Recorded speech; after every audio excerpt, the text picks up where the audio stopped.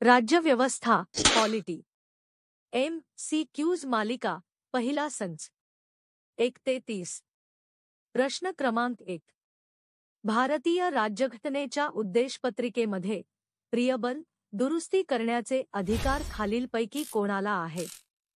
पर्याय 1 केवळ संसद पार्लमेंट 2 संसद व राज्यांची विधानमंडळे स्टेट लेजिस्लेचर्स 3 राष्ट्रपती प्रेसिडेंट 4 सर्वोच्च न्यायालय सुप्रीम कोर्ट उत्तर पर्याय क्रमांक 1 केवळ संसद प्रश्न क्रमांक 2 कल्याणकारी राज्याच्या वेलफेअर स्टेट निर्मितीसाठी भारतीय संविधानाचा कोणता भाग मार्गदर्शन करतो? पर्याय 1 मूलभूत हक्क फंडामेंटल राइट्स 2 नागरिकत्व सिटीझनशिप 3 मार्गदर्शक तत्त्वे directive principles of state policy DPSP 4 मूलभूत कर्तव्ये फंडामेंटल ड्युटीज उत्तर पर्याय क्रमांक 3 मार्गदर्शक तत्त्वे DPSP प्रश्न क्रमांक 3 खालीलपैकी कोणत्या कलमामध्ये घटनात्मक उपाययोजनेचा हक्क राईट टू कॉन्स्टिट्यूशनल रेमेडीज समाविष्ट आहे, ज्याला डॉक्टर आंबेडकरांनी संविधानाचा आत्मा आणि हृदय म्हटले आहे? पर्याय 1 कलम 19 2 कलम 32 3 कलम 21 4 कलम 14 उत्तर पर्याय क्रमांक 2 कलम 32 प्रश्न क्रमांक 4 घटनेचा अर्थ लावण्याचा इंटरप्रिटेशन ऑफ द कॉन्स्टिट्यूशन अंतिम अधिकार खालीलपैकी कोणाकडे आहे?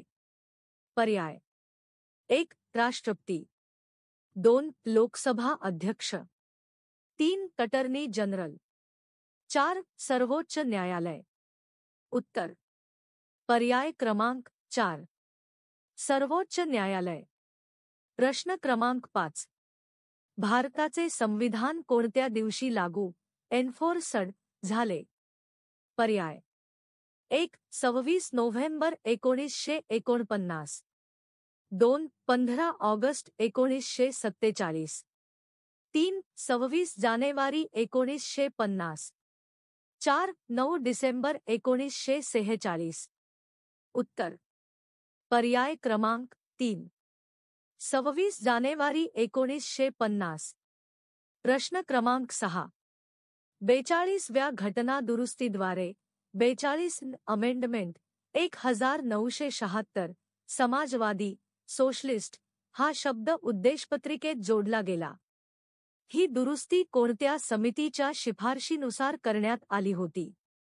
पर्याय 1 बलवंतराय मेहता समिती 2 सरकारिया आयोग 3 स्वर्णसिंग समिती 4 फजल अली आयोग उत्तर पर्याय क्रमांक 3 स्वर्णसिंग समिती प्रश्न क्रमांक 7 नवीन राज्याच्या निर्मितीसाठी किंवा राज्याच्या सीमा बदलण्यासाठी खालीलपैकी कोणत्या बहुमताची आवश्यकता असते?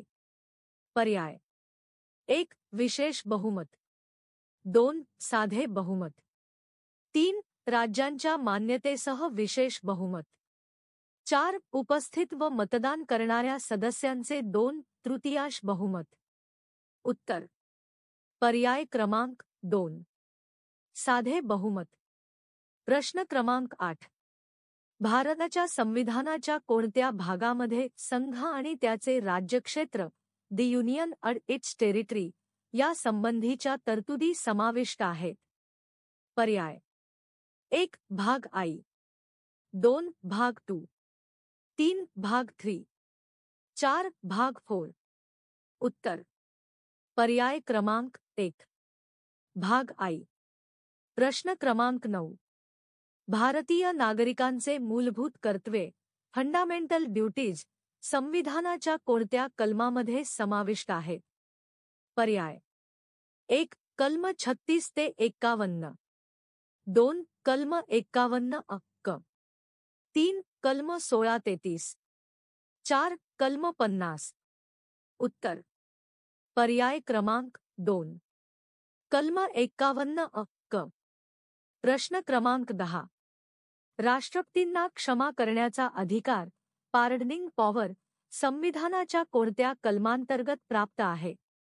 पर्याय 1 कलम 61 2 कलम 72 3 कलम 52 4 कलम 352 उत्तर पर्याय क्रमांक 2 कलम 72 प्रश्न क्रमांक 11 सार्वजनिक हिताच्या याचिका पब्लिक इंटरेस्ट लिटिगेशन PIL संकल्पनेचा जनक म्हणून कोणाला ओळखले जाते? पर्याय 1 टेम Hidayatullah 2 PN Bhagwati 3 Y V Chandrachud 4 AM Ahmadi उत्तर पर्याय क्रमांक 2 PN भगवती प्रश्न क्रमांक 12 कोणत्याही व्यक्तीला जीवित्वाचा आणि व्यक्तिगत स्वातंत्र्याचा हक्क right to life and personal liberty संविधानाच्या कोणत्या कलमानुसार प्राप्त आहे?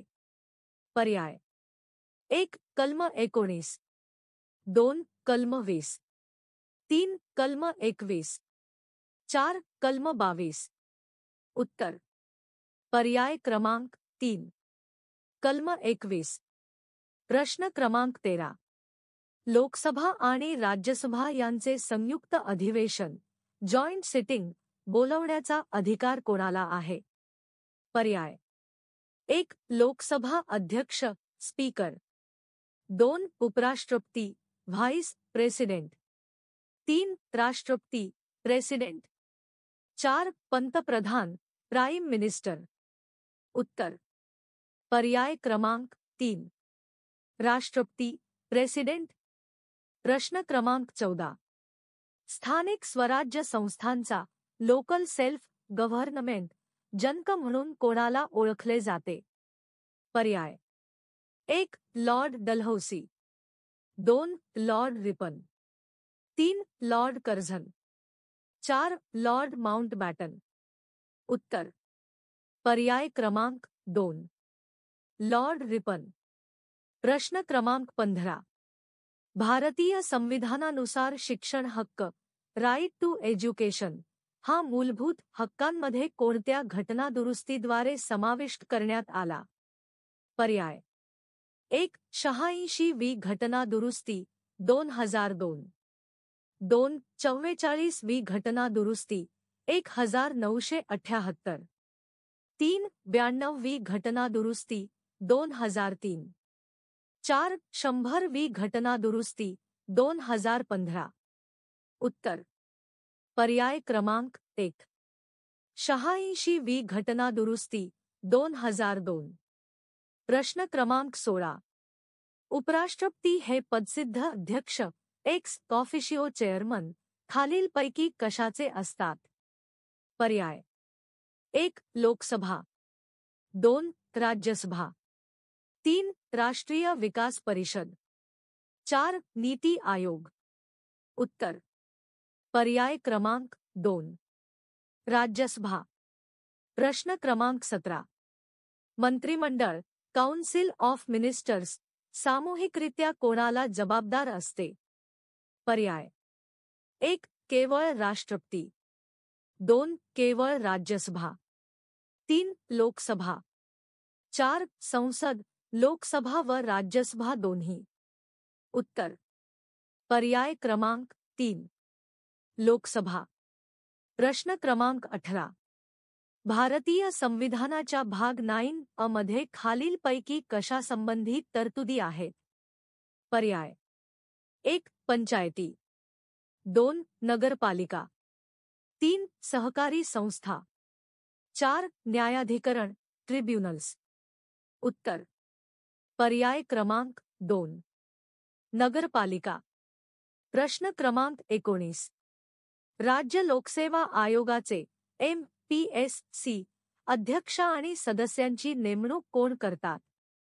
पर्याय 1 राज्यपाल 2 राष्ट्रपती 3 मुख्यमंत्री 4. केंद्रीय गृहमंत्री. उत्तर. पर्याय क्रमांक 1. राज्यपाल. प्रश्न क्रमांक 20.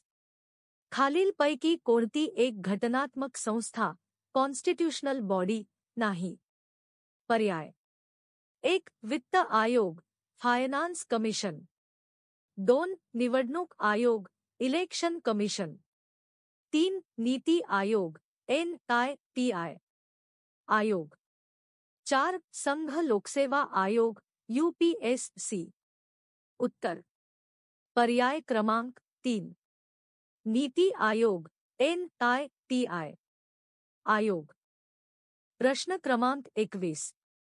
कोणत्या वर्षी माहितीचा अधिकार अधिनियम राईट टू इन्फॉर्मेशन ॲक्ट लागू करण्यात आला? पर्याय. 1. 2002. 2. 2005.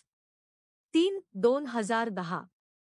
4. 1998. उत्तर. पर्याय क्रमांक 2. 2005. प्रश्न क्रमांक 22.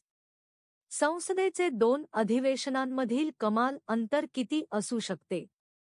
पर्याय. 1. 3 महिने. 2. 4 महिने. 3. 6 महिने. 4. 1 वर्ष. उत्तर.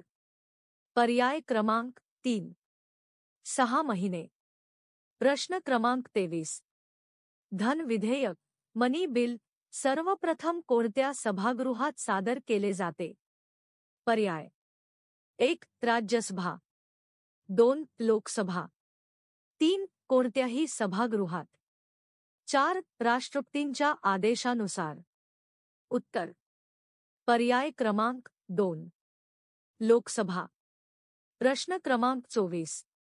राज्याचे महाधिवक्ता ॲडव्होकेट जनरल फॉर स्टेट कोणाकडून नेमले जातात? पर्याय. 1. मुख्यमंत्री. 2. राज्यपाल. 3. सर्वोच्च न्यायालयाचे मुख्य न्यायाधीश. 4. राष्ट्रपती. उत्तर. पर्याय क्रमांक 2.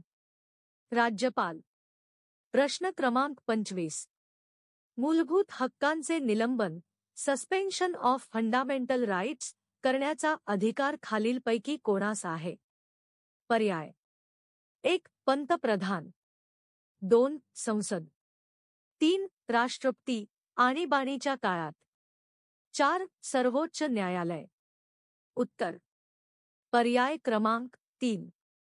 राष्ट्रपती आणीबाणीच्या काळात. प्रश्न क्रमांक 26.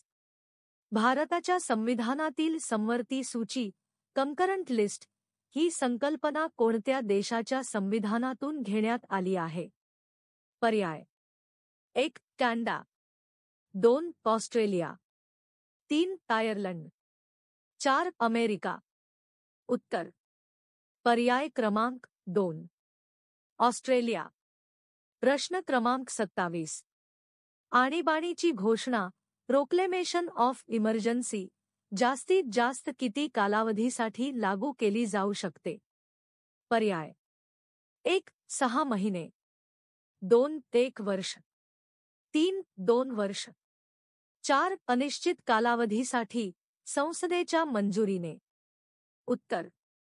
पर्याय क्रमांक 4. अनिश्चित कालावधीसाठी संसदेच्या मंजुरीने. प्रश्न क्रमांक 28. ग्रामसभा आयोजित करण्याची जबाबदारी प्रामुख्याने कोणाची असते? पर्याय. 1. जिल्हाधिकारी. 2. गटविकास अधिकारी BDO. 3. सरपंच. 4. ग्रामसेवक. उत्तर. पर्याय क्रमांक 4. ग्रामसेवक. प्रश्न क्रमांक 29.